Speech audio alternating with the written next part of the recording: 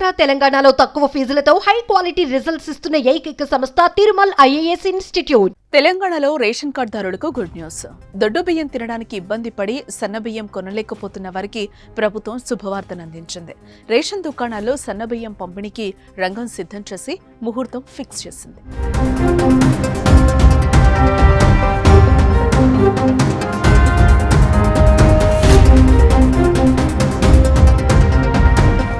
Ration దుకాణాల్లో ఇచ్చే దొడ్డు బియ్యం అందరూ తింటున్నారా అంటే కాస్త ఆలోచించి సమాధానం చెప్పాల్సిందే. ఎందుకంటే చాలా మంది ఆ బియ్యాన్ని తినడం లేదు.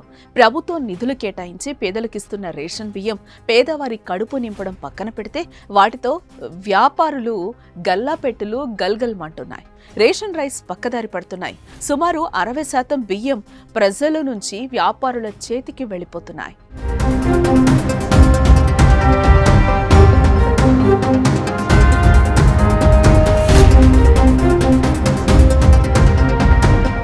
పేద ప్రజలకు బియ్యం భారం కాకూడదని, వారు కడుపు నిండా తినాలనే ఉద్దేశంతో రేషన్ దుకాణాల్లో రేషన్ కార్డుదారులకు బియ్యాన్ని ఇస్తున్నారు. కానీ ఇలా పక్కదారి పట్టడంతో ప్రభుత్వం దొడ్డు బియ్యం స్థానంలో సన్న బియ్యం పంచాలని తెలంగాణ సర్కార్ భావించి అందుకు ముహూర్తం సిద్ధం చేసింది.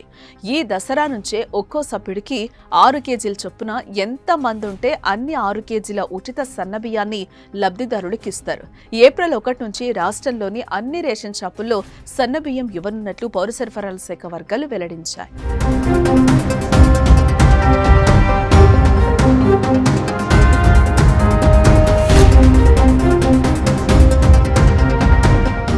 రేషన్ కార్డుదారులకు సన్నబియ్యం పంపిణీకి రేవంత్ సర్కార్ ఇప్పటికే రంగం సిద్ధం చేసింది.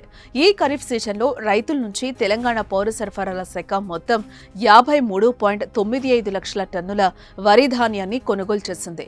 కొనుగోలు చేసిన వడ్లను మిల్లర్లకు కేటాయించారు. అక్కడ కస్టమ్ మిల్లింగ్ రైస్ గోదాముల్లో నిల్వ చేశారు. గతంలో కంటే ఈసారి ప్రభుత్వ కొనుగోలు కేంద్రాలకు సన్న వడ్లు అధిక పరిమాణంలో వచ్చినట్లు ప్రభుత్వ వర్గాలు వెల్లడించాయి. సన్న దొడ్డు వడ్లను వేర్వేరుగా నిల్వ చేసిన పౌర సరఫరాల అధికారులు వాటిని మిల్లింగ్ చేయించారు. తెలంగాణలో మొత్తం 91,19,268 రేషన్ కార్డులు ఉండగా 2,82,77,859 మంది లబ్ధిదారులున్నారు.